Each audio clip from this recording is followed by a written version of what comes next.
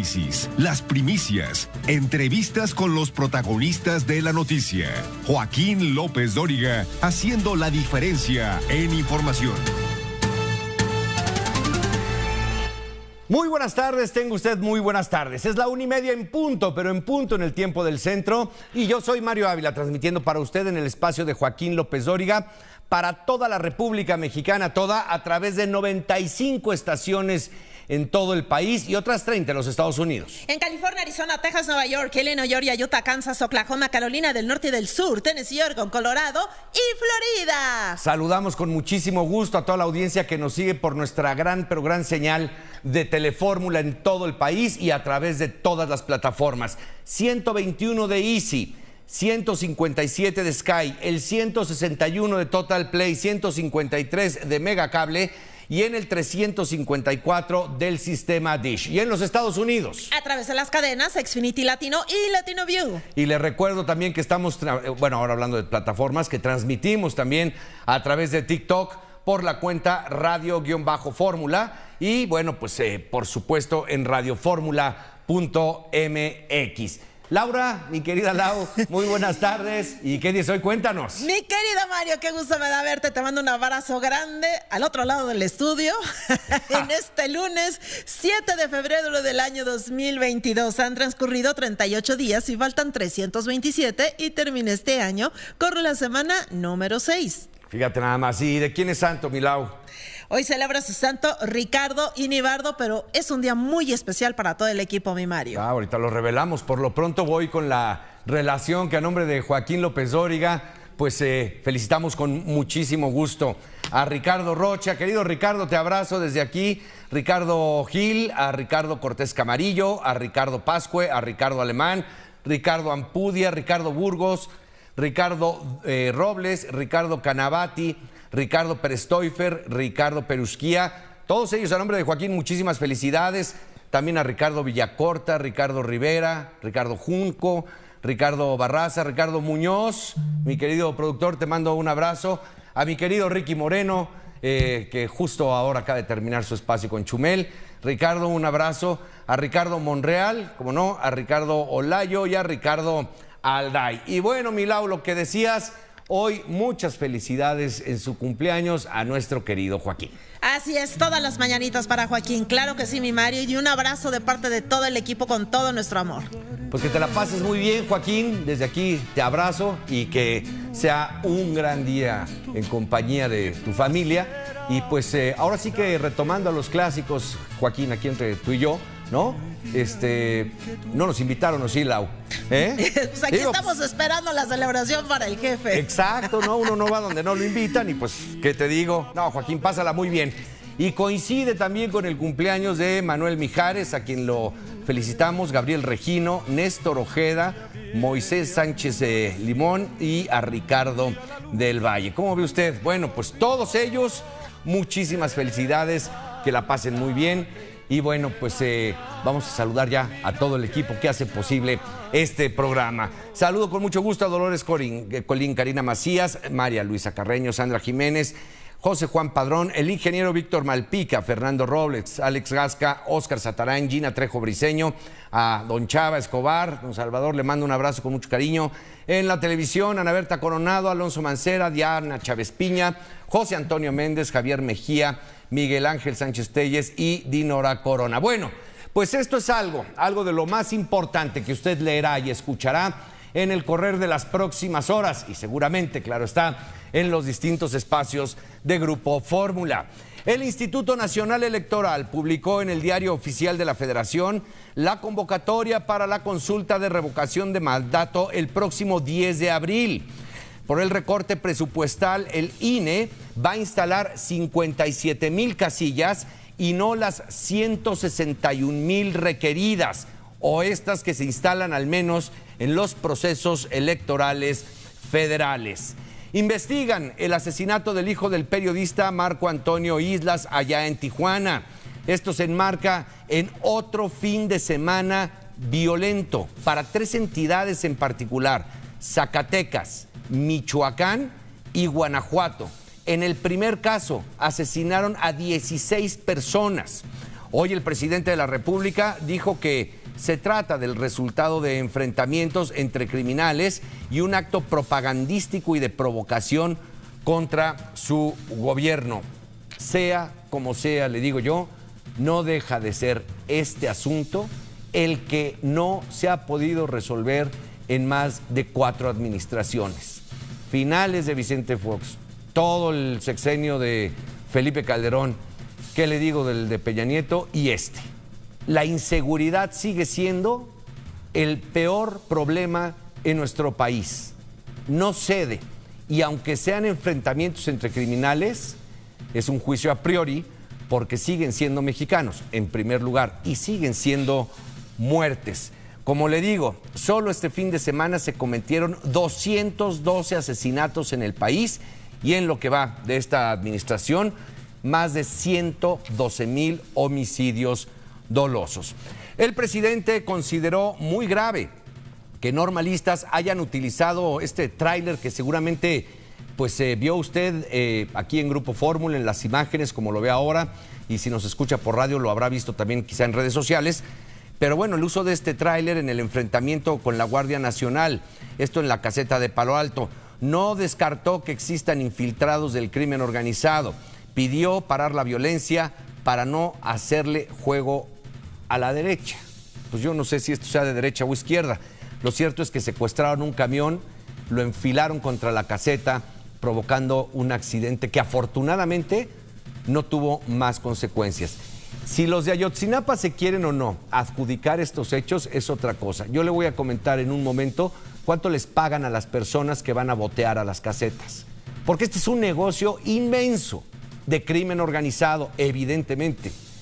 Si los de Ayotzinapa, insisto, se lo adjudican, es asunto de ellos. Pero aquí hay muchísima gente más involucrada que no tiene que ver con la normal de Ayotzinapa. También es cierto, también es cierto.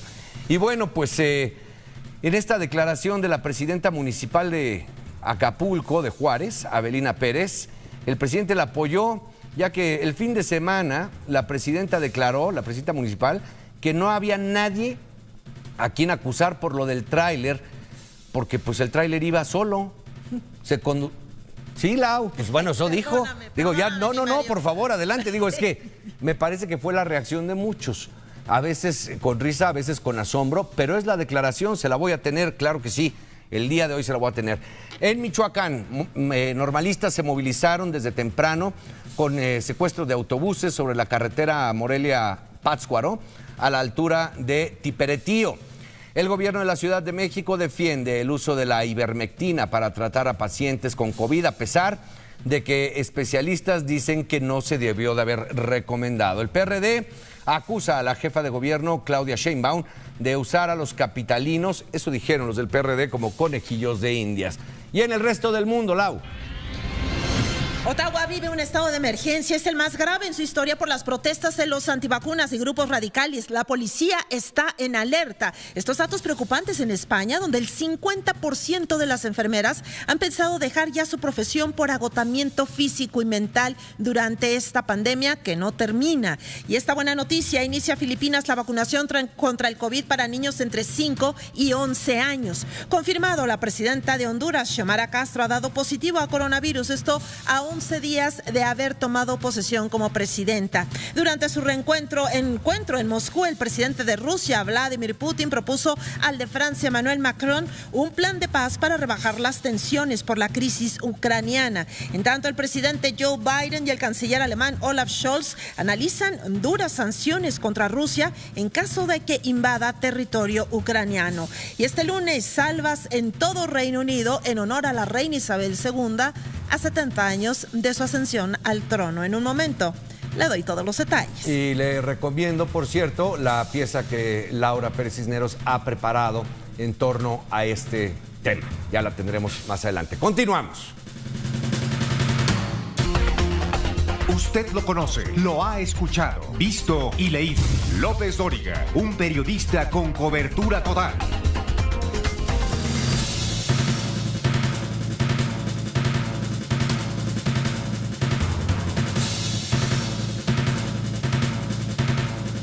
Es la 1:47 p.m. en el tiempo del centro de la República Mexicana. Bueno, lo ocurrido el viernes es, como ya lo hemos expresado en ocasiones anteriores, inconcebible. ¿Por qué? Por la falta del Estado de Derecho. Este ejercicio de robo, que vamos, hasta en flagrancia se podría configurar el delito, que a diario se comete, no solamente en la carretera a Acapulco, que me parece es la que ha tenido mayor notoriedad, pero en otras carreteras del país, cuando grupos de personas toman las casetas para eso, para robar a la Federación, para robar a la Secretaría de Comunicaciones, es un robo como tal. Mire, hoy dicen ser los de Ayotzinapa, Lo cierto es que por fuentes bien informadas y confirmadas, le puedo decir que el pago para cada uno de esos jóvenes que mandan al frente de guerra es de 500 pesos el día. Eso es lo que pagan. Imagínese usted las ganancias que tienen, porque está hablando en las casetas de 100 jóvenes, ¿no? Entonces, así el tamaño del negocio. Ahora, el enfrentamiento no se hizo esperar. Lupita. ¿Qué tal, Mario? Te saludo con mucho gusto desde Chilpancingo, Guerrero. Te informo que las autoridades, de acuerdo a sus competencias, como la Fiscalía General de la República y la Fiscalía de Guerrero, continúa con la investigación respecto a los hechos ocurridos el viernes pasado en la caseta de cobro con los normalistas de Ayotzinapa, el lanzamiento de este vehículo tractocamión, y también llevaron a cabo una movilización el sábado pasado al interior de la ciudad, donde en el antimonumento a los 43 en la avenida Lázaro Cárdenas insistieron en que el gobierno federal debe continuar y dar certeza respecto a las investigaciones de la desaparición de los 43 normalistas. Esto y más información, Mario, poco más adelante. Muchas gracias, Guadalupe Gutiérrez, desde Chilpancingo, allá en el estado de Guerrero. ¿Cómo va el regreso para usted, que nos escucha en las frecuencias de Radio Fórmula Guerrero y Radio Fórmula Morelos, al menos desde este punto de la República Mexicana? Vamos a tener más adelante el reporte de Capufe. Sara Pablo, que además, hago un paréntesis, me da muchísimo gusto tenerte de vuelta al aire. Sara, ¿qué dijo el presidente? Mario, en las protestas de normalistas de Ayotzinapa están infiltrados delincuentes y a lo mejor los jóvenes ni lo saben. Así lo señaló el presidente Andrés Manuel López Obrador, quien lamentó los hechos del viernes en que estudiantes lanzaron un tractocamión sin conductor. Pidió a los padres hablar con ellos para evitar este tipo de conductas. Los detalles más adelante. Muchas gracias, Sara. Muy buenas tardes. Y Javier Giles, cuéntanos de otro fin de semana que, si no rompe récords, porque tampoco es motivo de orgullo, sí se empareja con los más violentos que se han tenido. Adelante. ¿Qué tal, Mario? La Secretaría de Seguridad y Protección Ciudadana informó que durante el pasado fin de semana se cometieron en el país 212 asesinatos, aunque Guanajuato una vez encabeza esta lista de homicidios con 28, llama la atención que tan solo el sábado en Zacatecas mataron a 19 personas. Más adelante la información. Gracias Javier. Y es que, como le decía, fue Michoacán, fue Zacatecas, pero también, como lo señalaba el propio Javier, allá en Guanajuato. Elio Trizo. Mario, desde Guanajuato te informo que durante este fin de semana familiares de personas desaparecidas localizaron al menos 14 cuerpos en 2 fosas clandestinas en la zona cerril del municipio de Juventino Rosas, en el estado de Guanajuato. Los restos fueron levantados por personal forense de la Fiscalía General del Estado en las comunidades de Santiago de Cuenda y Torrencillas. Los detalles más adelante. ¿Y cómo ha evolucionado este caso allá en Tijuana, Rocío? Un joven de 31 años, identificado como Ernesto Islas, fue asesinado cuando llegaba a su domicilio, Mario. Él es hijo y sobrino de periodistas. Marco Islas es su padre, Víctor Islas es su tío. Y bueno, las autoridades lograron detener a un responsable, fueron 2 los sicarios. Este hombre, originario de Tlaxcala, dijo incluso quién le ordenó esta muerte. Los detalles te los platico más adelante. Muchas gracias, Rocío. Y como le decía, una muerte es una muerte. Claro que cuando toca a un periodista tiene una trascendencia distinta, no más dolorosa que otras, simplemente una implicación distinta por lo que a la democracia hace el periodismo. Pero son unos o son otros. Y en el caso de periodistas, estos han sido tiempos muy complicados. Laura Cardoso. Mario, buenas tardes. Y la violencia en contra de los periodistas no para. Desde 2000 a la fecha se han contabilizado 149 asesinatos. De esos 149 asesinatos en contra de periodistas, 29 han ocurrido en lo que va de esta administración. Los detalles te los doy más adelante. Muchas gracias, Israel Aldave. El Senado pone la mirada en este tema. Mario, la bancada de Movimiento Ciudadano en el Senado afirma que el asesinato de 5 periodistas en lo que va del año demuestran que la estrategia para protegerlos es un fracaso. Urgen al gobierno federal a fortalecer el mecanismo y dotarlo de mayores recursos para poder garantizar la vida y trabajo de los comunicadores en México. Mario. Muchas gracias, Raquel Flores. El caso de la Ciudad de México y los albergues. Mario, niños del albergue San Bernabé, que pertenece al Instituto de Atención a Personas Prioritarias de la Ciudad de México, son maltratados por personal del lugar. Los amarran de pies y manos por mala conducta o por hacerse pipí. Les toman fotografías y las envían a grupos de WhatsApp. La denuncia la hicieron extrabajadores de la institución a cargo de Nadia Troncoso, quien ya ha sido señalada por ordenar que se lleven a personas en situación de calle sin su consentimiento a distintos albergues, donde también reciben maltratos. Mario, la historia y la información a detalle más adelante. Le tendremos este caso, claro está, más adelante. Vamos a hacer una pausa y continuamos con más. Laura. Quédese aquí en Radio Fórmula, cadena nacional e internacional, con López Dóriga, hoy con Mario Ávila Roque. Después de los anuncios, todo lo que está ocurriendo en este momento en México y en el resto del mundo, Mario Ávila lo tiene para usted aquí en Radio Fórmula.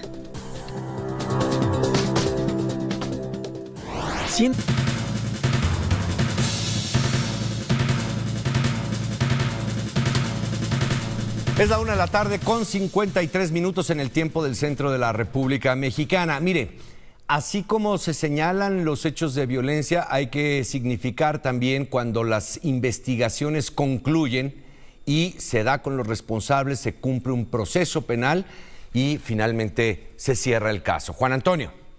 Un tribunal de enjuiciamiento determinó que el skater profesional Mario Sáenz Zambrano es culpable del delito de feminicidio en agravio de Victoria Pamela Salas Martínez en hechos ocurridos en septiembre del 2017, cuando la víctima fue hallada sin vida en la bañera de un cuarto de hotel en la alcaldía Tlalpan. Los detalles, Mario, más adelante. Ciudad en la que, aunque a veces parezca complicado creerlo, pero han disminuido, sí, los homicidios. Es una de las entidades que ha tenido un mayor avance en esta materia. Falta mucho por hacer, me queda claro, pero por lo pronto, bueno, pues ahí están los resultados en cuanto a investigación y también decir de la disminución del delito. Vamos ahora contigo, Maru, y la reforma eléctrica.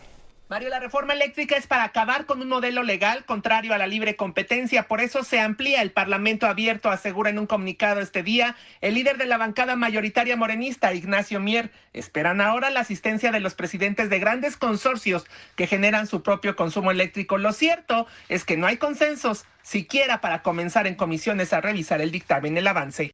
¿Y qué dice la iniciativa privada, Jenny? Te escucho. Te informo, Mario, que analistas económicos advierten que de aprobarse en sus términos la reforma eléctrica sería dañina tanto para el crecimiento económico al registrar contracción, incluso crecimiento nulo, al igual que también en la inversión, y la fuga de capitales incrementaría aún más. El detalle más adelante. Bueno, hemos escuchado lo que ocurre en la Cámara con la iniciativa privada y en el Senado, Israel, sobre este tema. ¿Qué tal, Mario? Gracias. Los senadores del PAN se suman a los del PRI y anuncian su voto en contra de la ratificación de los exgobernadores priistas propuestos como embajadores en distintas naciones del mundo. Por esto, Morena y sus aliados políticos los ratificarán, pero irán manchados a sus distintas misiones diplomáticas por no haber contado con el respaldo unánime de los integrantes de la Cámara Alta. Mario. Muchas gracias. Y la historia de Ricardo Anaya, Juan Antonio Jiménez. El ex candidato presidencial panista Ricardo Anaya deberá de acudir de manera presencial el próximo lunes 14 de febrero ante el juez federal del Reclusorio Norte, Marco Antonio Fuerte Tapia, asista o no al penal. La Fiscalía General de la República solicitará su detención y encarcelamiento preventivo bajo el argumento de que existe un riesgo de fuga para no enfrentar la acusación que hay en su contra por los supuestos sobornos del caso Odebrecht. Los detalles, Mario, más adelante. Muchas gracias y estamos ya pues en tiempos de la revocación de mandato. Javier. ¿Qué tal, Mario? El Instituto Nacional Electoral está publicando este lunes de asueto en el Diario Oficial de la Federación. De hecho, es el único aviso en este diario, el acuerdo y los lineamientos para la consulta conocida como revocación de mandato. Ahí se explica detalladamente en qué consiste y cómo va a concluir el próximo 10 de abril de este año. Más adelante la información. Muchas gracias, Andrea Meraz. ¿Tú qué tienes? Adelante. Buenas tardes, Mario. Continúan las fricciones al interior de Morena. Este fin de semana, la ex titular de la Función Pública, Irma Eréndira Sandoval, pidió que a este grupo político no se le permita que ingrese el neoliberalismo. Por su parte, Paco Ignacio Taibo II criticó las acciones de la dirigencia nacional que parecen solo leerle la cartilla al Instituto Nacional Electoral. Muchas gracias. Y bueno, vamos contigo, Óscar Zúñiga, esta visita que se inscribirá quizá muy entre líneas en el tema de la famosa reforma eléctrica. Adelante. Gracias, Mario. El próximo miércoles estará de visita en nuestro país John Kerry, delegado especial para el medio ambiente en Estados Unidos, para acelerar trabajos en torno a la crisis climática mundial. Mario. Muchas gracias. Bueno, pues recordará usted al vicepresidente John Kerry, quien inclusive buscó la candidatura y la presidencia después a los Estados Unidos sin ganar, pero que ha venido impulsando este tema desde hace muchísimos años, igual que Al Gore, en fin. Pero bueno, John Kerry, pues seguramente estará tratando el tema de las energías limpias. Aquí no hay coincidencias en esto y vamos a ver cuáles son los resultados de su visita, porque las declaraciones del embajador de los Estados Unidos en México, pues tampoco crea que han caído también allá en Washington. Pues no, la verdad que no. Jenny Valencia. Te informo, Mario, que la promesa del Ejecutivo de crecer 5% anual en lo que resta de la administración es optimista. Analistas económicos destacan que no existen elementos para aspirar a tal crecimiento y recortan el pronóstico a 1.8% para el cierre de este año. El detalle más adelante. Muchas gracias. ¿Y cómo va la recuperación del empleo perdido, Andrea? Mario, muy buenas tardes. El Instituto Mexicano del Seguro Social informó que durante el primer mes de 2022 se crearon más de 142,000 plazas de empleos formales. Sin embargo, esto no revierte la situación que ocurrió en 2021, cuando se perdieron más de 312,000 empleos formales. Gracias. Y la pandemia que pues ni nos deja ni se va, por el contrario, aquí está. ¿Cuáles son los números, Héctor? Pues la pandemia no cede, Mario, ya que en las últimas 24 horas se reportan 10,234 casos positivos. Estamos ya hablando de 5,151,000 casos acumulados y desafortunadamente suman ya 309,546 personas que han perdido la vida, todas por complicaciones asociadas al virus. Muchas gracias, Héctor. Y bueno, pues Laura Cardoso, este trabajo especial que has preparado al día de hoy, un avance. Mario, buenas tardes. Y la ivermectina es un fármaco que desde que inició la pandemia a la fecha, ya después de 2 años, no es recomendable usarlo para pacientes con COVID. Sin embargo, el gobierno capitalino y el IMSS lo hicieron en los momentos más críticos de la pandemia. Ha sido la CDC, la FDA, la OMS e incluso los institutos nacionales de salud los que prohibieron este medicamento. Los detalles adelante. Muchas gracias. Y bueno, dicen que febrero loco y marzo otro poco, nada más que este febrero sí ya está muy loco. No sé cómo le ha ido a usted de lluvias en un mes que tradicionalmente no las tenemos. Ingeniero Alberto Hernández Unzón, adelante. ¿Qué tal, Mario? Gusto en saludarte. El fuerte impulso del jet polar estará generando chubascos, lloviznas, neblinas y nevadas en zonas altas de Nuevo León, Tamaulipas, San Luis Potosí, Chihuahua, Coahuila, Zacatecas, Guanajuato, Querétaro, Tlaxcala, Puebla, Hidalgo y Veracruz. Chubascos fuertes en Chiapas y Tabasco y muy fuertes vientos del norte en Tamaulipas, Veracruz y Tehuantepec. En Ciudad de México 21 grados centígrados con probabilidad de chubascos y tormenta eléctrica, y en Monterrey 12 grados con lloviznas, neblinas y nevadas en zonas altas. Mario, buenas tardes. Gracias, ingeniero. Muy buenas tardes. Laura. Gracias, Mario. Tropas de Estados Unidos aterrizaron hoy en la base militar de Rezhov, esto en Polonia, para reforzar el flanco este de Ucrania, mientras la OTAN anuncia apoyar a sus aliados militares rusos que permanecen en Bielorrusia. En Italia ha entrado en vigor esta nueva norma para limitar la educación a distancia, que solo se va a suspender cuando se reporten 5 contagios de COVID en los colegios. Y habrá segunda vuelta para definir al nuevo presidente de Costa Rica. A pesar del leve avance, el exmandatario José María Figueres, que gobernó entre 1994 y 1998, se va a enfrentar al exministro de Hacienda, Rodrigo Rodríguez, y será el 13 de abril este balotaje. El primer ministro británico Boris Johnson cantó I Will Survive de Gloria Gaynor, esto tras nombrar a su nuevo director de comunicación, que lo saque del escándalo por las fiestas en su residencia durante esta pandemia. El Partygate que no deja a Boris Johnson. En Marruecos, luego de intensos días de labores y rescate, lamentablemente, el niño de 5 años que cayó a un pozo el martes no pudo ser rescatado con vida. Hoy fue sepultado este pequeñito. Y mire usted este interesante estudio, el de la Universidad de Oslo, que señala que los bebés de 8 a 36 meses que pasaron más tiempo en las pantallas durante el confinamiento aprendieron más palabras que algún bebé antes de la pandemia, mi Mario. No, seguro. Eso no me queda la menor duda. Gracias, Milau. Atentos a tu trabajo de los 70 años de la reina, ya iremos con él. Por lo pronto le comento cómo va el dólar el día de hoy, en este día que no hay actividad bancaria ni bursátil por el feriado, pero bueno, le informo. El interbancario, 20.67, el de las casas de cambio, 20.86 y el dólar en bancos, 20.21. Repito, el interbancario, 20.67, casas de cambio, 20.86 y en los bancos, 20.21. Y bueno, el petróleo, Héctor Herrera. El precio del barril de petróleo sigue al alza, Mario. Al iniciar esta semana se está reportando en $85.93 por barril, subió $2.11 respecto al precio previo y se encuentra $30.83 por arriba del precio de referencia para este año, que es de $55.1 por barril. Bueno, pues vamos a hacer una pausa. De regreso voy a platicar con el presidente consejero del Instituto Nacional Electoral, Lorenzo Córdoba, y estos tiempos que oficialmente han iniciado el día de hoy. Me refiero, claro está, a los tiempos de la consulta de revocación de mandato. La investigación de la agresión de parte de normalistas de Ayotzinapa en contra de automovilistas y pues la caseta de esto también vamos a hablar. Y bueno, pues las declaraciones en torno a este caso de la presidenta municipal de Acapulco de Juárez. Así es que, bueno, mucho más. Ahora volvemos. Laura. Este más, mucho más hoy aquí con López Dóriga. Les recuerdo, siga todos los comentarios de López Dóriga en el Twitter, @López Dóriga. Ya son más de 8 millones de seguidores. Que tenga una estupenda semana. Del centro de la República Mexicana. Bueno, pues mire, hoy 7 de febrero inicia para nosotros los mexicanos como sociedad. Puede usted o no estar de acuerdo. Lo cierto es que inicia como sociedad un periodo importante. Son los tiempos de este ejercicio de la consulta para la revocación de mandato.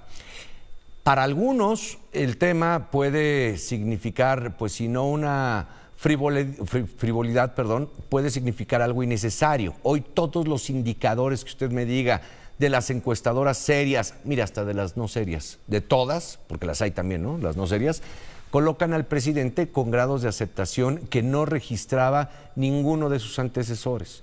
Entonces, ¿cuál es o no la necesidad de tener este ejercicio?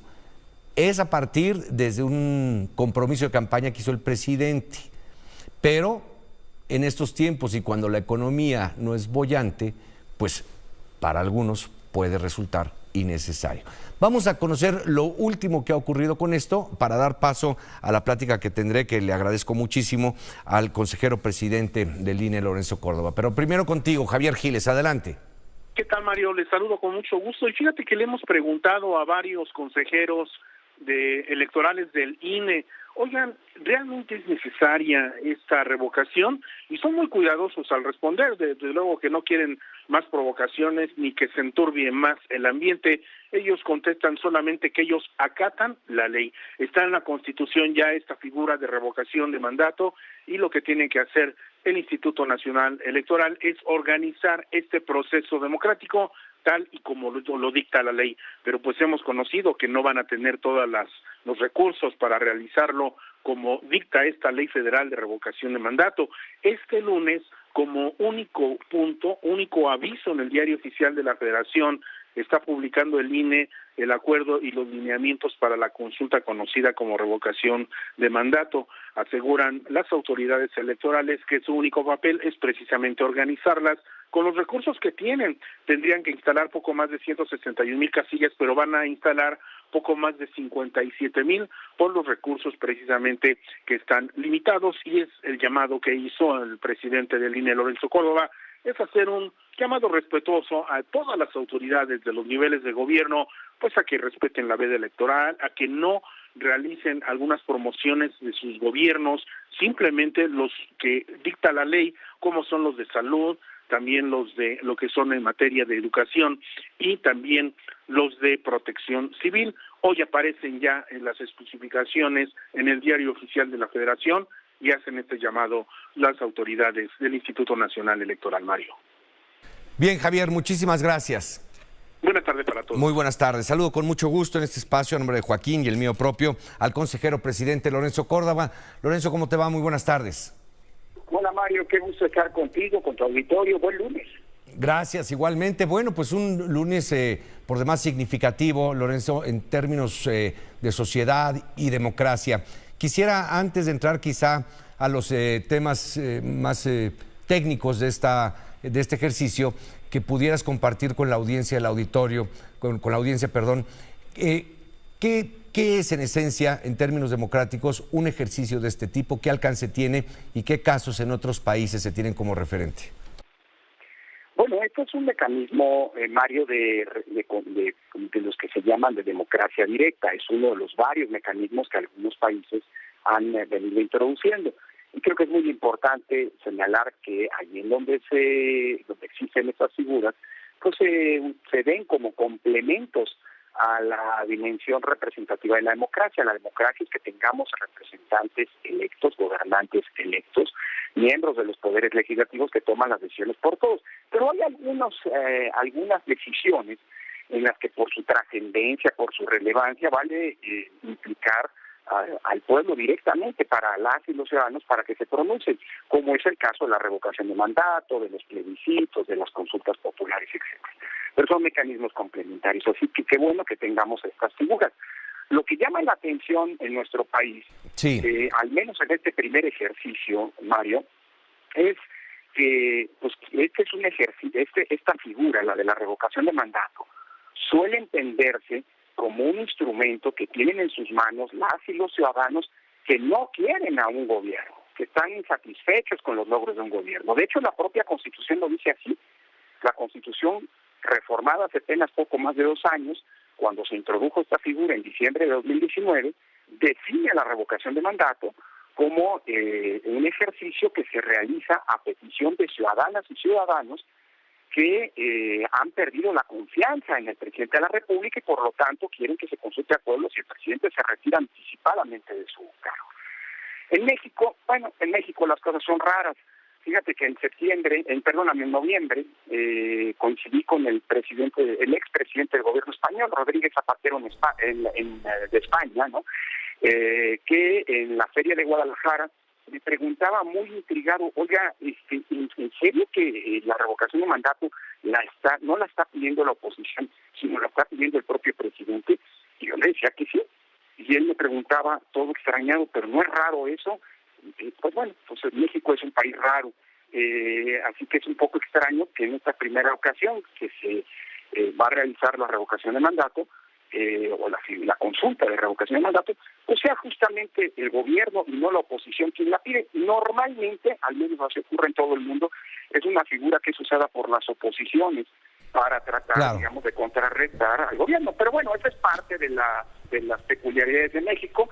Lo importante para el INE es que pues hubo un número de ciudadanos, ya descontados las firmas de muertos, de personas que tenían que decirles de dudosa procedencia, vamos a decirlo así. Pues sí, porque se juntó ese 3%. Ya esto quedará para la reflexión. El sábado el presidente en Querétaro decía que quería promover una reforma electoral para que se acaben los fraudes electorales. La verdad, los fraudes electorales en México se acabaron desde hace mucho tiempo. Queda como triste memoria el grave fraude electoral encabezado por el secretario de Gobernación en 1988, el licenciado Manuel Bartlett, pero eso quedó en la historia.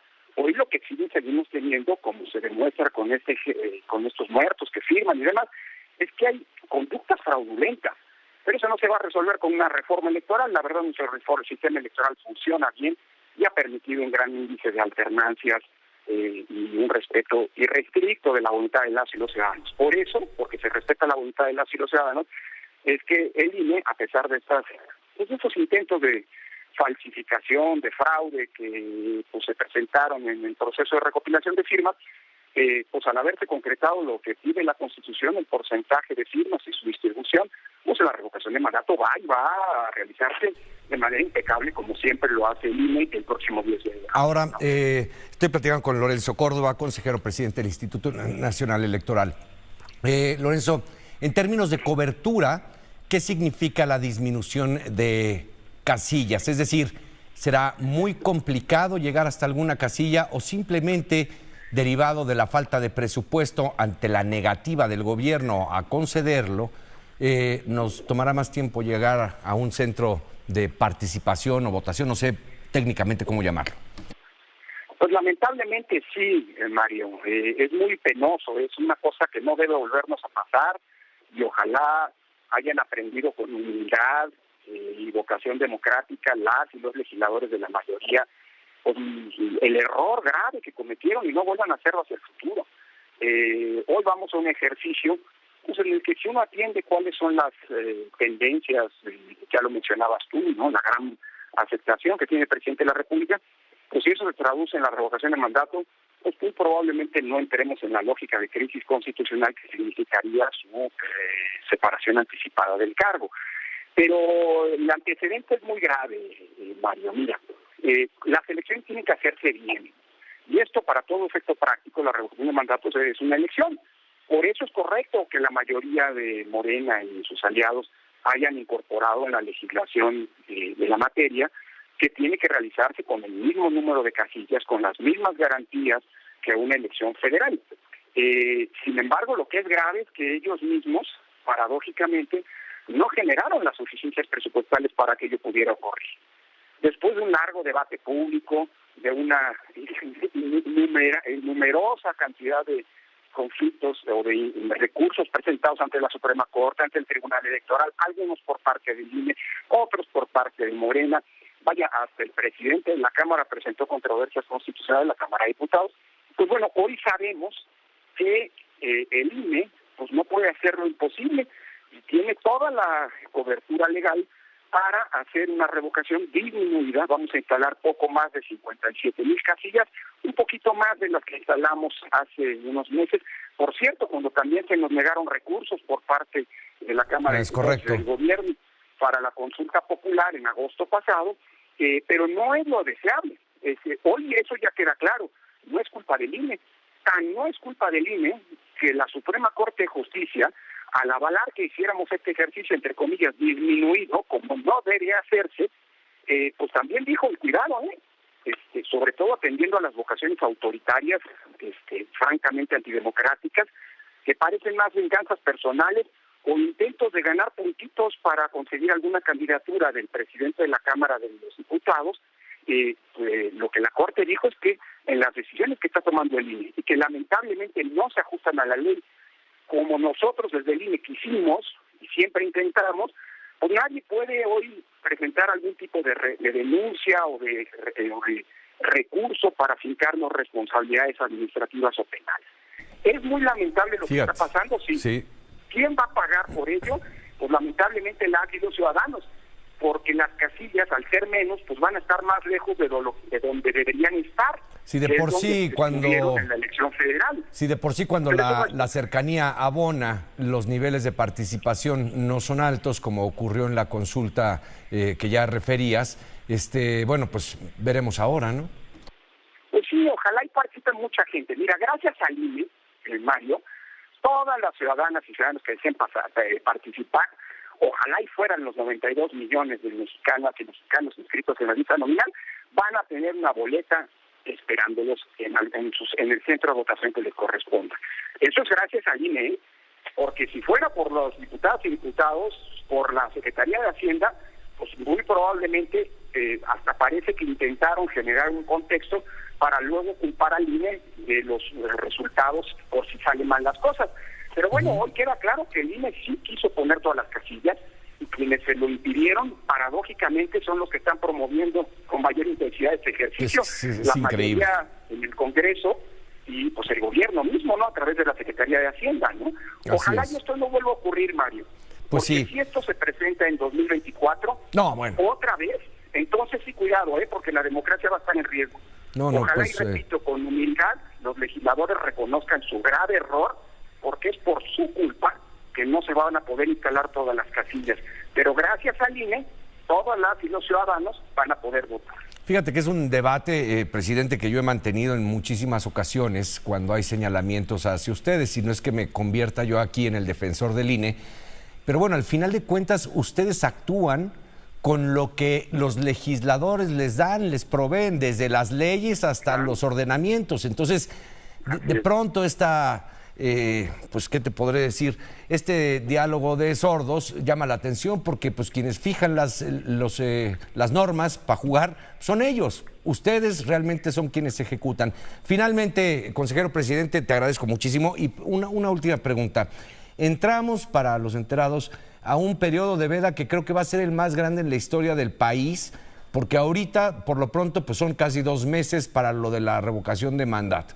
Y luego vendrán los procesos electorales propios de este 2022.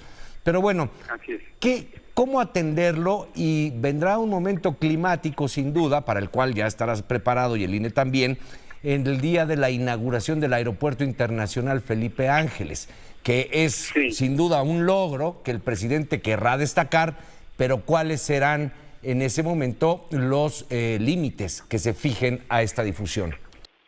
Mira, Mario, creo que es un gran tema y qué bueno que lo estás colocando para que la gente no se deje engañar. Entonces más vale ir aclarando las cosas desde ahorita.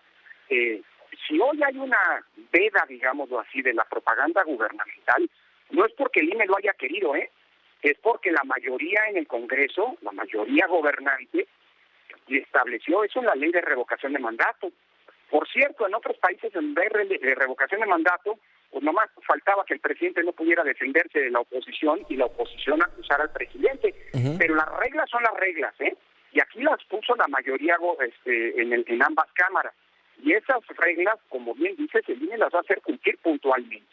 Llama mucho la atención porque ya me enteré que en los próximos días se va a presentar una impugnación para que no se suspenda la propaganda gubernamental. Pero sería paradójico porque hasta la Suprema Corte de Justicia hace unos días, tú lo recordarás, la semana pasada, estableció que los partidos políticos no pueden promover ni siquiera la participación ciudadana en este ejercicio. Solo le corresponde al INE y a las ciudadanas y ciudadanos en individual. Así que vamos a ver si se presentan estas impugnaciones. La verdad es un poco absurdo porque pues, parece que ahora los más molestos porque no haya propaganda gubernamental pues son los mismos que la pusieron en la propia ley, pero así son las cosas en este país. Tiene razón, en efecto, además, Mario, que en los 6 estados en donde se va a renovar la gubernatura, solo en los 6, la propaganda, la veda electoral. Sí, se va a prolongar por 4 meses prácticamente, ¿no? Exactamente, en esos estados sí, en el resto del país no, pero hoy, a partir del viernes pasado, y hasta el 10 de agosto toda la propaganda gubernamental, federal, local y municipal está prohibida, salvo aquella que, como decía Javier Giles, ¿no? Hace su nota previa, decía, tiene que ver con educación, salud y protección civil. Por cierto, ¿qué va a pasar con el aeropuerto? Decías, pues mira, pues nadie impide que el presidente inaugure obras o que el gobierno siga funcionando. Lo que pasa es que no se va a poder publicitar eso, y no se va a poder hablar de ello tampoco en la mañanera hasta que el Tribunal Electoral, porque eso se considera por parte del Tribunal Electoral como propaganda gubernamental, la exaltación de los logros de gobierno, y ojalá pues no caigamos en la tentación, como ya ha pasado, pues de que los propios gobernantes violen la Constitución. Ni hablar, son las reglas, gusten o no, podemos discutirlas, pero mientras estas sean, las vamos a hacer cumplir a pie juntillas, ¿no? Bien, pues Lorenzo Córdoba, presidente consejero del Instituto Nacional Electoral, muchísimas gracias por haber aceptado esta comunicación a nombre propio y claro está de Joaquín López Dóriga. Muchas gracias. Gracias a ti, Mario, y sobre todo por la oportunidad de poder comentar estos temas sobre los que, por cierto, luego se dicen muchas mentiras. Así que gracias por el espacio. Gracias, Lorenzo. Muy buenas tardes. Mire, Yo le diría 3 apuntes que tienen que ver todos o que todos se inscriben en el contrasentido. El presidente de la República va con un nivel de aceptación extraordinario. Vamos a pedir una consulta de revocación de mandato. Es el primer contrasentido. Ahora, pedimos la consulta de revocación de mandato, pero no damos dinero para que se lleve a cabo como debiera ser, ¿no? Oye, en la consulta de revocación de mandato, todo presidente, jefe de Estado, tiene derecho a manifestarse a favor o en contra de su administración, que en contra nunca lo va a hacer, pero a defenderse, como decía el propio consejero presidente. No, pues eso tampoco. Entonces, estamos, como le digo, inscritos en el mundo del contrasentido o en un verdadero galimatías. Yo hay cosas que en lo personal no alcanzo a comprender cuando lo que se quiere hacer es precisamente, de alguna manera, reafirmar, porque esa es, digamos, la vocación de este ejercicio, que el presidente va bien y que debe de continuar. Pero, en fin. Bueno, vamos a ir a una pausa y de regreso voy a platicar con el doctor Francisco Moreno. ¿Cómo va la pandemia? ¿Cuáles son los niveles de contagio? ¿Y qué tendría que decir sobre la ivermectina, que ahora ha sido señalada como un medicamento no adecuado? Reportan el hallazgo de 14 cuerpos en fosas clandestinas en el estado de Guanajuato. Y Laura, tú tienes más. Pero primero hay mensajes. Quédese aquí en Radio Fórmula, cadena nacional e internacional, con López Dóriga, hoy con Mario Ávila Roque. Además, cuide su salud, use cubrebocas, sana distancia y lavado de manos frecuente. Como dice aquí mi querido Joaquín, las 2:30, y Laura le tiene a usted un resumen de lo más destacado. Laura. Gracias, Mario. El Instituto Nacional Electoral publicó en el Diario Oficial de la Federación la convocatoria para la consulta de revocación de mandato el próximo 10 de abril. El consejero presidente del INE, Lorenzo Córdoba, dijo en este espacio que la Cámara de Diputados y Hacienda no otorgaron más recursos para instalar más casillas. Aclaró que desde hoy comienza una veda que prohíbe toda propaganda gubernamental. Este fin de semana se registraron por lo menos 212 asesinatos. Los estados más castigados fueron Zacatecas, Guanajuato y Michoacán. En Zacatecas mataron a 16 personas y abandonaron los cuerpos. El presidente López Obrador dijo que se trata del resultado de enfrentamientos entre criminales y un acto propagandístico y de provocación contra el gobierno. El presidente calificó como muy grave que normalistas hayan utilizado un tráiler en un enfrentamiento con la Guardia Nacional. No descartó que existan infiltrados del crimen organizado. Pidió parar la violencia para no hacerle juego, dijo, a la derecha.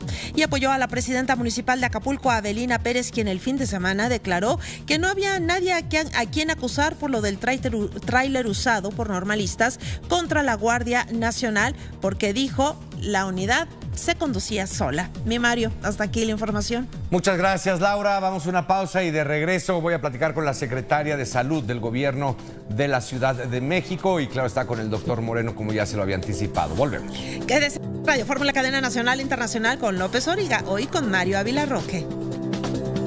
Minutos. ¿Qué ha escuchado usted sobre la ivermectina? ¿La ha utilizado para tratamiento de COVID o no? ¿La ha encontrado o no?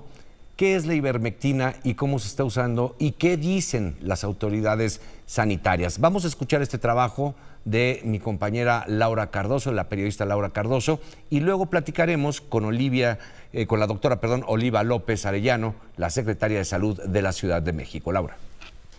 A pesar de que la Administración de Medicamentos y Alimentos, FDA, los Centros para el Control y la Prevención de Enfermedades, ambos de Estados Unidos, la Organización Mundial de la Salud, el Gobierno de México a través de la Secretaría de Salud Federal, en la Guía Clínica para el Tratamiento de la COVID-19 y los Institutos Nacionales de Salud y Hospitales de Alta Especialidad recomendaron no usar la ivermectina para tratar pacientes con COVID, el IMSS y el Gobierno capitalino decidieron usar en las etapas más críticas de los 2 años que van de pandemia. El Instituto Mexicano del Seguro Social la retiró de sus kits médicos en diciembre pasado, pero el gobierno de Claudia Sheinbaum recomendó usar a los pacientes este fármaco para hacer un estudio sin tomar en cuenta la autorización de los pacientes. El gobierno capitalino compró 293,000 cajas de ivermectina entre 2020 y 2021 y unos 200,000 pacientes que fueron positivos a COVID recibieron ese tratamiento. La FDA aclara que este fármaco no está aprobado para la prevención del tratamiento de COVID y que solo está aprobado para el uso en seres humanos para el tratamiento de algunos gusanos, parásitos y piojos. Y aunque en algunas plataformas, como la que había usado el gobierno capitalino para argumentar su uso, no incluyen el registro del protocolo con los métodos, las estrategias de búsqueda, los criterios de inclusión, la evaluación de la calidad de los estudios ni la certeza de la evidencia. La Organización Mundial de la Salud ha dejado claro que los datos actuales sobre el tratamiento de COVID con ivermectina no son concluyentes y los CDCs también han emitido alertas continuamente advirtiendo a médicos y a pacientes sobre intoxicaciones graves causadas por este medicamento. Fórmula Noticias, Laura Cardoso Tierra. Bueno, pues derivado de estos comentarios de distintas autoridades sanitarias, ha venido una serie de señalamientos al gobierno de la Ciudad de México, particularmente a la Secretaría de Salud. Y yo le agradezco enormemente a la doctora Oliva López Arellano, Secretaria de Salud de la Ciudad de México, haber tomado esta llamada, porque pues seguramente dará luz sobre el por qué se utilizó o no y en qué medida la ivermectina en la Ciudad de México. Doctora, ¿cómo le va? Muy buenas tardes. Buenas tardes, Mario. Muchos saludos para ti y tu auditorio. Muchos saludos para usted también y gracias, de veras, muchas gracias, porque fíjese, cuando hay a veces señalamientos no es común que los funcionarios respondan de manera inmediata y esto ayuda mucho a, construir la conversación y construir el debate sobre lo que está pasando y qué mejor que tener a la autoridad para que pueda fijar una posición en torno a ello. Cuéntenos sobre el uso de la ivermectina en la Ciudad de México o no, o cómo se dio, secretaria. Bueno, aquí es muy importante colocarnos en el contexto del 2020, donde había poca información, había mucho interés en buscar la utilidad de algunos medicamentos, no había vacunas ni medicamentos específicos. ¿Qué hizo la Ciudad de México? Diseñó una estrategia integral de atención COVID que permitió la masificación de pruebas gratuitas para detección de casos, la identificación de estos casos, la valoración médica, la entrega de un kit con medicamentos donde efectivamente se incluyó ivermectina, el seguimiento de casos ambulatorios y la canalización a hospitales en caso de signos de alarma. Esto es importante, no fue un experimento, tampoco un ensayo clínico, fue una estrategia de salud pública integral. En esos momentos no había vacuna ni medicamentos específicos, pero sí había evidencia mundial de la utilidad potencial de la ivermectina. Y entonces se tomó la decisión en un grupo interinstitucional de expertos donde se maximizó el beneficio potencial sobre un riesgo prácticamente nulo. Estamos hablando de un medicamento muy seguro que a dosis correctas, a dosis prescritas por médico, que fue como se hizo, es muy seguro, no tiene prácticamente efectos secundarios y además ha sido utilizado para tratar diversas parasitosis y muchas enfermedades con éxito. Todavía en estos momentos se está evaluando el efecto que tiene en la inhibición de proteínas virales. Entonces es muy importante colocarnos en el 2020 con toda esta información que además va creciendo conforme avanza la pandemia y hay más investigación clínica epidemiológica. Yo recuerdo, secretaria, aquellos meses de franca desesperación, lo cual no acusa inexperiencia, son conceptos distintos, pero de los afanes de los gobiernos en todo el mundo y en todas las ciudades por acercar a la gente medicamentos que pudieran ser al menos paliativos, porque como usted dice, todavía no había vacunas, no existían, y en su momento se pensó que la ivermectina podía ayudar, que después se comprobó que no lo hacía. Bueno, tampoco hizo daño, y no con ello quiero aligerar ni frivolizar la conversación o el tema, pero es una realidad. Como gobierno estoy cierto que pues todos hacían lo que podían, desde el gobierno chino hasta el peruano y el norteamericano y el de ustedes en la Ciudad de México. Así es. Una cosa que queremos que quede muy clara es que no se trató de un experimento ni de un ensayo clínico. La Secretaría de Salud jamás experimentaría con la población y en el momento en que nosotros incluimos este medicamento, varios países, como usted señalaba, India, España, Brasil, Bolivia, Perú y 17 ciudades en el mundo y algunas entidades federativas en México ya lo utilizaban desde meses previos. ¿Por qué? Por su potencial beneficio en casos no graves y riesgo prácticamente nulo. Entonces es muy importante señalar eso. No se trató de un experimento.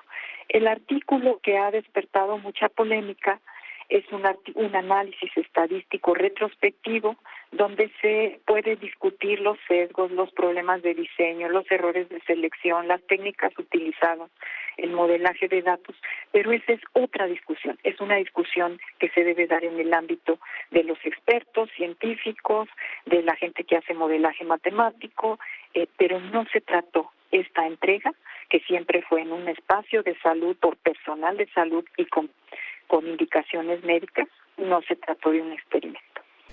Bien, secretaria, pues muchas gracias por haber tomado esta comunicación. A nombre de Joaquín López Dóriga y el mío propio le agradecemos que se haya puntualizado sobre ello. Muchas gracias. Con mucho gusto. Y además señalar que la OMS, la FDA, desaconsejan, pero no prohíben. Y sobre todo desaconsejan la automedicación. Bien, pues muchas gracias, secretaria.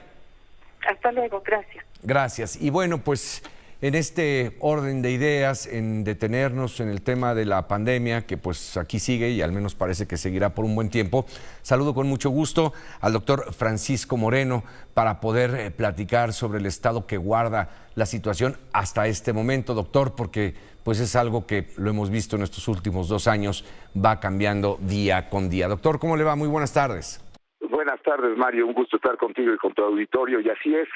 Lo que nos ha enseñado el virus es que hay que estar preparados para lo que puede ocurrir, vivir el presente, no pensar mucho en el futuro, porque pues nos ha dado sorpresas a través de estos 2 años. Nunca hubiéramos pensado que 2 años después de que había iniciado la pandemia en el mundo, ya se van a cumplir 2 años del primer caso en México dentro de unas cuantas semanas, seguiríamos hoy hablando sobre cuándo y cómo y qué puede pasar, ¿no? Así es, doctor. Y esta variante del COVID, a la que yo personalmente le llamo así el correcaminos por su velocidad para el contagio, pues digamos que ha llegado a un punto máximo de contagios, ¿lo consideran ustedes, doctor? ¿Qué les dicen estos indicadores? Sabemos que muchos hospitales todavía están llenos de pacientes que buscan atención para el COVID. Sí, lo que hay que entender es que las hospitalizaciones ocurren 2 semanas después de que se detecta el caso, y esto ha sido a través de toda la pandemia, no ha cambiado en cuanto a las diferentes variantes. Uno se enferma y conforme va pasando los días, hay quienes se curan y hay quienes progresan en la enfermedad y por lo tanto van a requerir hospital.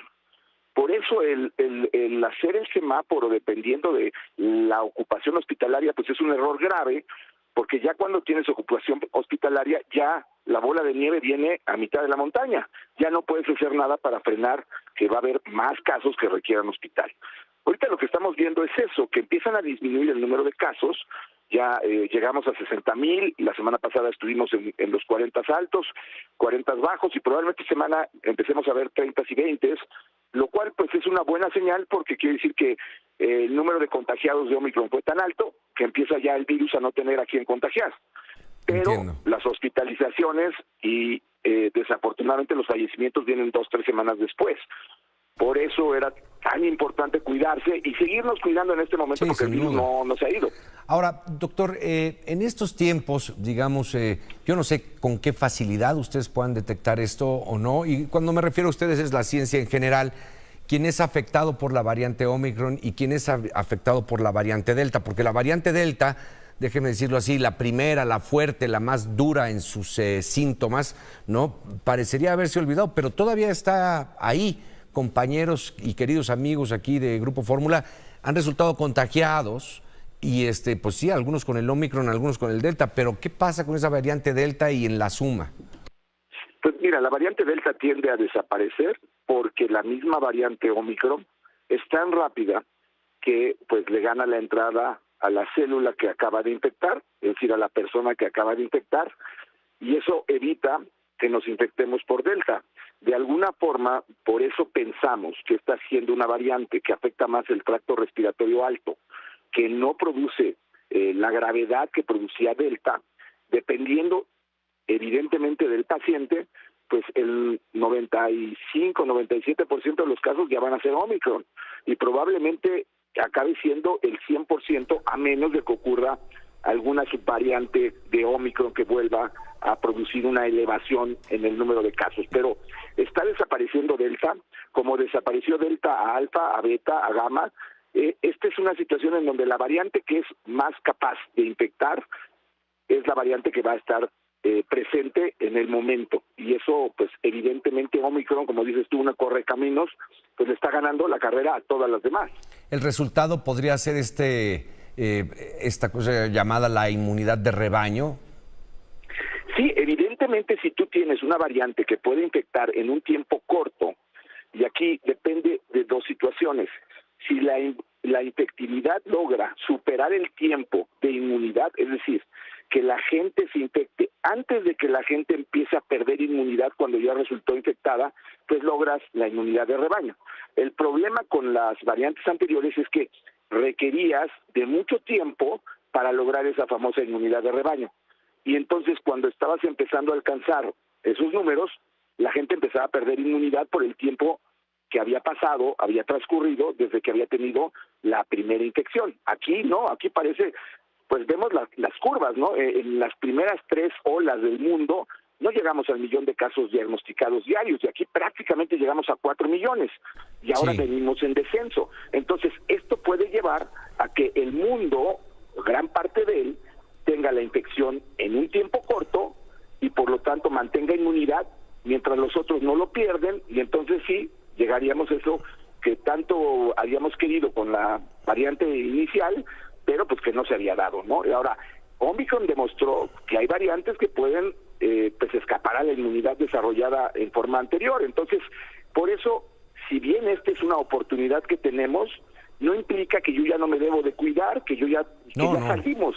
Esto implica que hay que aprovechar este regalo que nos da la naturaleza de tener una variante menos agresiva para poder entonces lograr que con las vacunas, con los cuidados, pues sí tengamos un descenso en infecciones y podamos en la primavera empezar a ver de otro color todo el escenario. Si esta condición de inmunidad de rebaño se cumple, al menos en los indicadores, es decir, que viéramos una baja considerable en contagios, ¿podríamos entonces arribar a esta circunstancia que se ha definido en otros países como para tratar al COVID como una enfermedad endémica? ¿Y cuál sería la diferencia? Así es, lo que tú buscas es que si la población es altamente inmune, va a haber casos, porque la enfermedad, el COVID, no se va a ir, pero va a haber casos, pocos casos en determinado tiempo, algunos de los cuales, como pasa con la influenza o como pasa en otros virus, si el huésped no tiene un sistema inmune fuerte, pues pueden ser graves, pero no el número de casos tan alto que llegamos a tener. Es decir, endemia se refiere a que tienes un número de casos constante, bajo, pero en una población existente. Es decir, al saber que no se va a ir el COVID, no desaparece, y lo que buscas es que la enfermedad se vuelva pues una enfermedad de poco contagio en la población, sin tener estos exabruptos que podemos tener pues con lo que hemos vivido. Ahora, vendrá el invierno y tendremos que estar cuidados, pero también al haber menos contagios, existe menor posibilidad de que aparezcan más variantes, porque lo grave es, si se contagian 30 millones de personas en una semana, pues va a haber variantes de esas 30 millones de personas. Si se contagian 100,000 o 10,000, pues entonces la posibilidad de más variantes empieza a disminuir. Sí, es difícil. Por eso pensamos que esto pudiera ser el principio del fin. Pues ojalá que así sea. Doctor Moreno, como siempre, muchísimas gracias. Un abrazo y a seguirnos cuidando. Así es, coincido. Gracias, doctor. El doctor Francisco Moreno. Son las 2 de la tarde con 52 minutos. Vamos a una pausa. Volvemos. La cadena nacional e internacional con López Origa, hoy con Mario Ávila Roque. Usted habrá escuchado las crónicas a lo largo de los espacios informativos de Grupo Fórmula de lo ocurrido en la caseta de Palo Blanco, en esta autopista México-Acapulco, o viceversa, como usted lo quiera ver, en la antes llamada Ruta del Sol, y casetas y puntos de conflicto que lo han sido desde hace años. Cobró mucho más visibilidad lo del viernes pasado por el enfrentamiento y por el nivel al que llegó el enfrentamiento, cuando las personas que participaban en esto secuestran un tráiler y lo lanzan. ¿En contra de qué? Mire, de lo que le atinaran, Afortunadamente el daño no fue mayor, pero pudo haber sido catastrófico, porque hasta los propios compañeros de estas personas pudieron haber sido arrolladas al paso de este tráiler. ¿Cómo detiene usted un vehículo de estas características? Luego, si los propios tráilers pueden frenar, ahora imagínese usted. Entonces, esto me parece que debe de ser un aviso más a los miles que se han tenido, de la falta de Estado de Derecho en las casetas de peaje de esta y otras autopistas en todo el país. El recuento de lo ocurrido del viernes para acá lo tiene mi compañera Guadalupe Gutiérrez, a quien saludo con muchísimo gusto, hasta Chilpancingo, capital del estado de Guerrero. Adelante, Guadalupe. ¿Qué tal, Mario? Te saludo también desde Guerrero con mucho gusto. Bueno, te puedo comentar que hasta el momento continúan las indagatorias, las investigaciones respecto a estos hechos que ocurrieron el pasado viernes en la caseta de peaje de Palo Blanco, a la altura de Chilpancingo, donde se desarrollaba un evento de volanteo y de información por parte de los normalistas de Ayotzinapa, en donde, bueno, estaba ya implementado el operativo Caseta Segura, que se aplica permanentemente a partir de hace 2 viernes en esos sitios para evitar la toma de control de cobro de la caseta. ¿Qué es lo que ha continuado? Es que se interpuso ya una denuncia por parte de la empresa Soriana, porque este automotor que vemos justamente en pantalla es que lo lanzaron sin conductor, y bueno, esto causando que impactara afortunadamente con solamente daños materiales en el módulo informativo turístico de la caseta de peaje. La empresa ha interpuesto ya su denuncia contra quien resulte responsable, de acuerdo a las indagatorias, y tanto la Fiscalía General de la República como la Fiscalía de Guerrero están desarrollando las investigaciones respecto a estos hechos, Mario. Bien, muchas gracias, Guadalupe. Muy buenas tardes. Muy buenas tardes, atentos y pendientes. Ahora, Marco Antonio Aguileta, conductor de Grupo Fórmula allá en Guerrero. Y Marco, me da mucho gusto saludarte con este tema de la polémica declaración de la presidenta municipal de Acapulco de Juárez, Avelina López Rodríguez. ¿Qué nos puedes comentar, Marco? Mario, qué gusto saludarte también a ti, a tu amable auditorio. Bueno, pues sí, finalmente declaró la alcaldesa de Acapulco, Avelina López Rodríguez, sobre estos hechos. Lamentó, por supuesto, que se haya registrado este enfrentamiento el pasado viernes ahí en la caseta de Palo Blanco, y sobre todo pues con una gran afluencia, puesto que el puerto de Acapulco, te informo, pues prácticamente alcanzó el 70% de ocupación hotelera este fin de semana.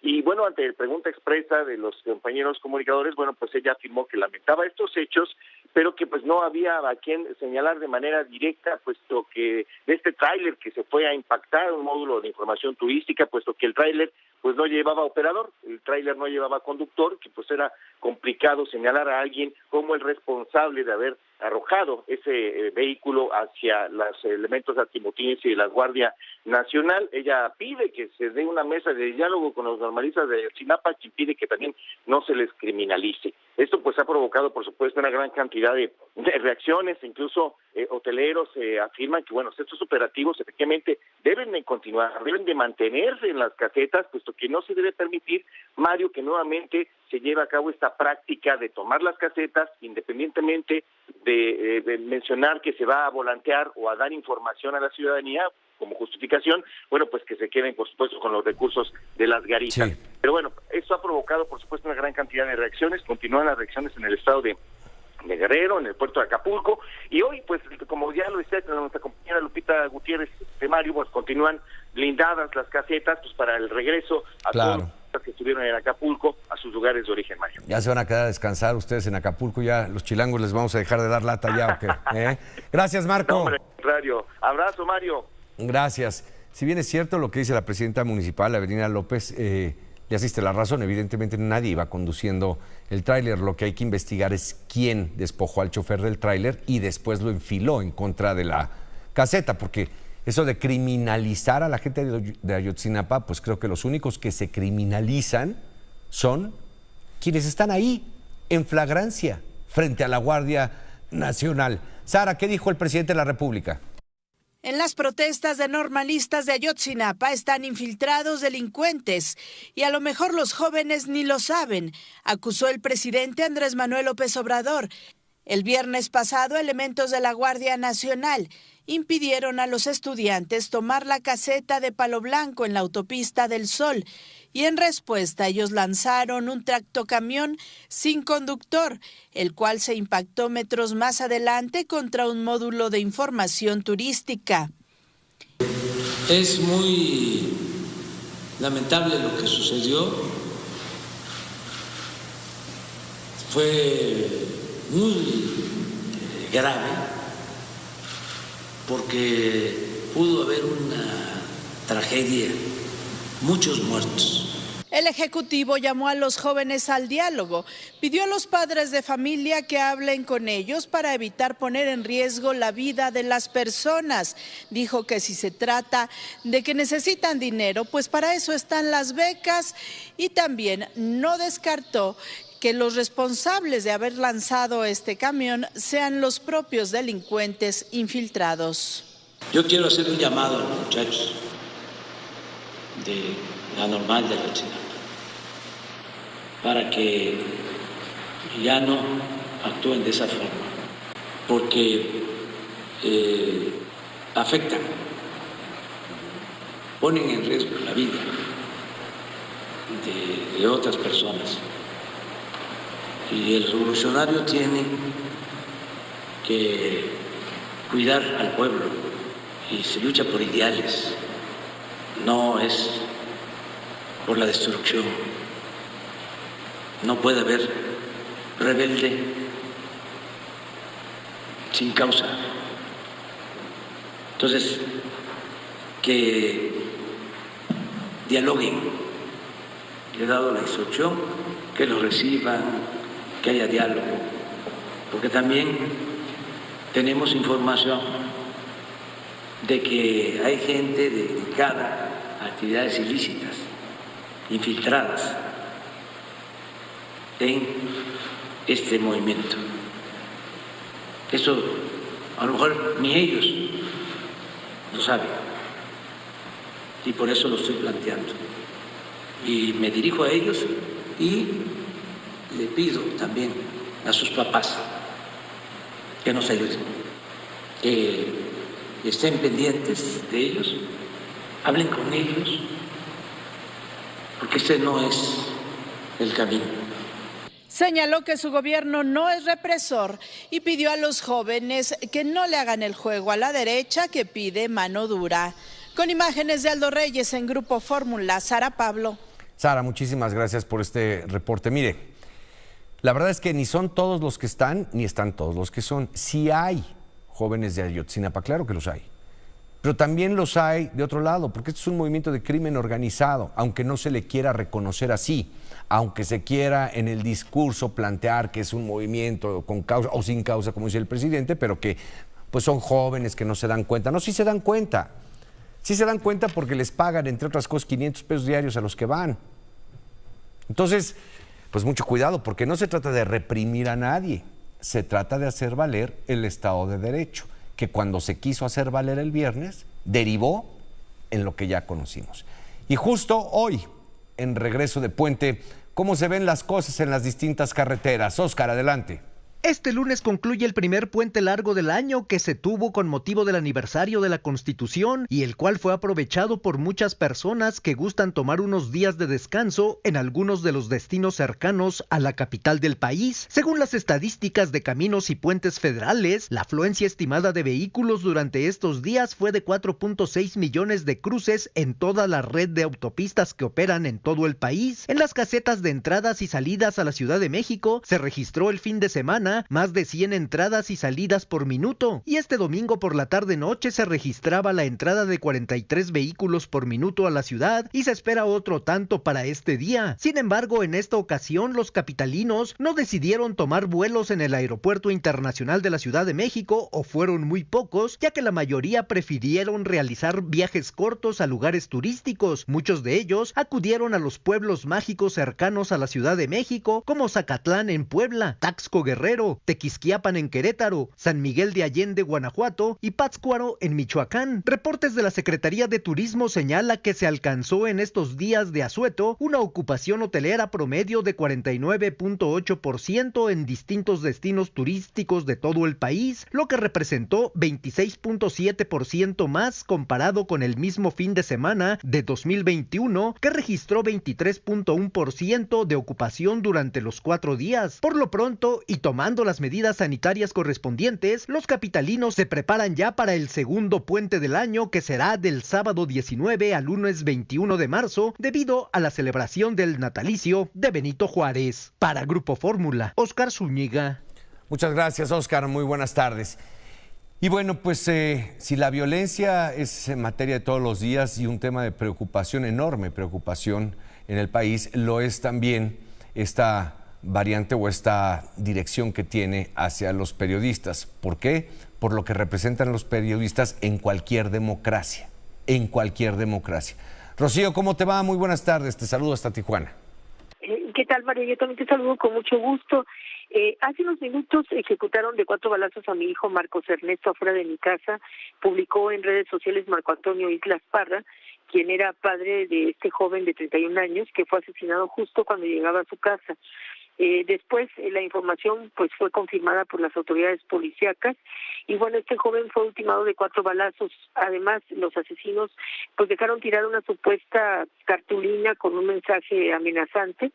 Sí quiero decirte, Mario, que este joven, Marco Ernesto Islas Flores, era hijo y sobrino de periodistas, era hijo de Marco Antonio Islas Parra y sobrino de Víctor Islas Parra, que en algún momento dirigió El Mexicano en Mexicali, que tiene una columna acá en Baja California muy conocida que se llama La Estampida de los Búfalos.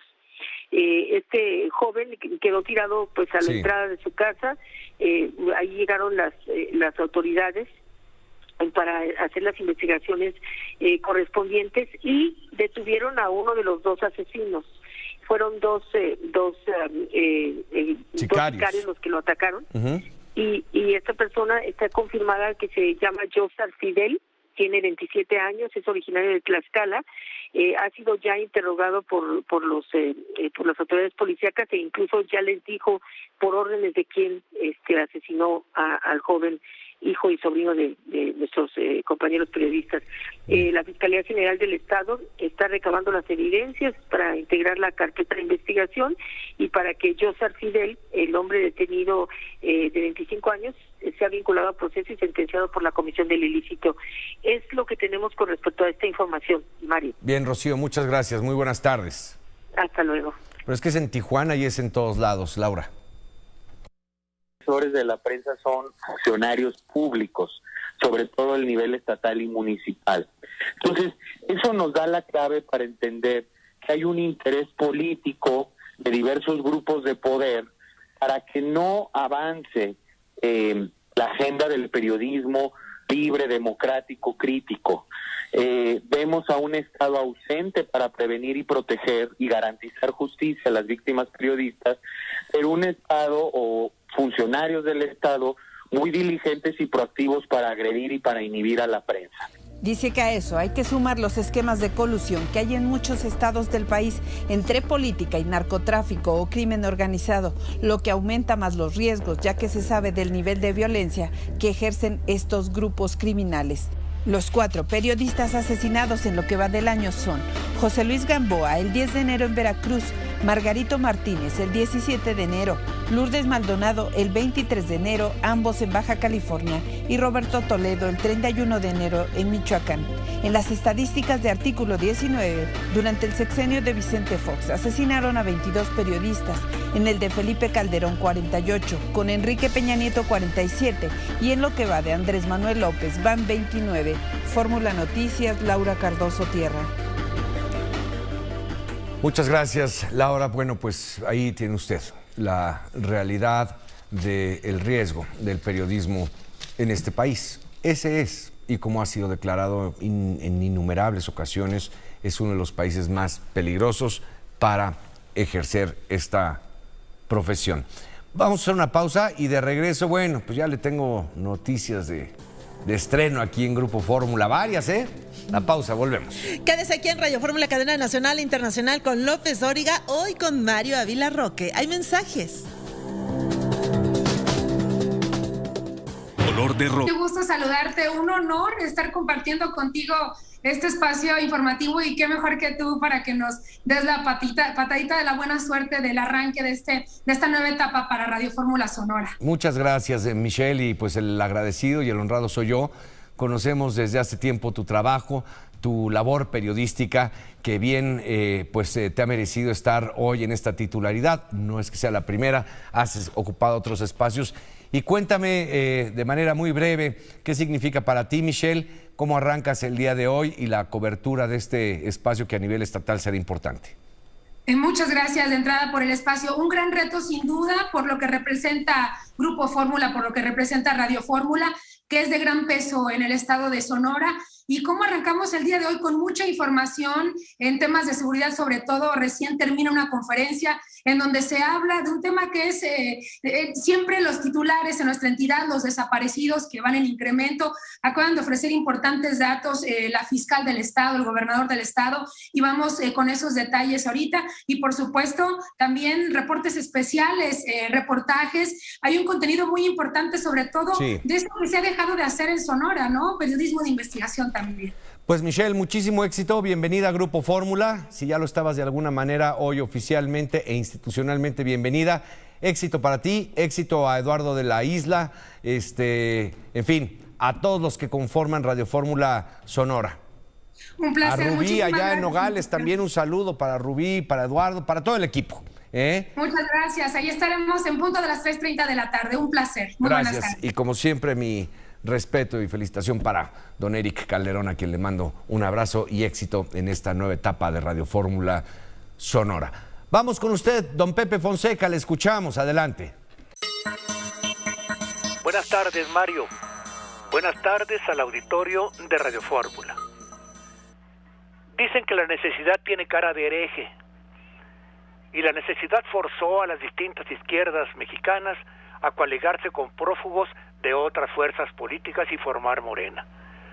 Por sí solos no habrían ganado nada, Mario, menos la presidencia. Solo la poderosa figura del presidente López Obrador los llevó al poder. Por 3 años, las tribus que hicieron pomada al PRD se han contenido. No más. La narrativa presidencial ha encendido el fuego de las ambiciones y las vanidades. Y en el monumento a la revolución, los Ackerman, los Taibo II y muchos otros se proclaman sus legítimos herederos. Las ambiciones tribales, Mario, le pueden hacer al presidente y a su proyecto lo que no le han hecho sus rivales. Son capaces las tribus de hacer pomada a Morena. Gracias y buenas tardes, Mario. Muchas gracias a usted, don Pepe. Karina Macías, vamos a dar un recorrido por la República Mexicana. Adelante. Gracias, Mario. En Zacatecas no para la violencia. Este fin de semana, 18 personas fueron ejecutadas en las últimas horas, mientras que en Guanajuato fueron localizados 14 cuerpos en 2 fosas clandestinas en el municipio de Juventino Rosas. En Quintana Roo, un autobús de la empresa ADO fue impactado por un tráiler en el kilómetro 246 de la autopista Cancún, en el municipio de Lázaro Cárdenas. El saldo es de 9 muertos y 26 heridos.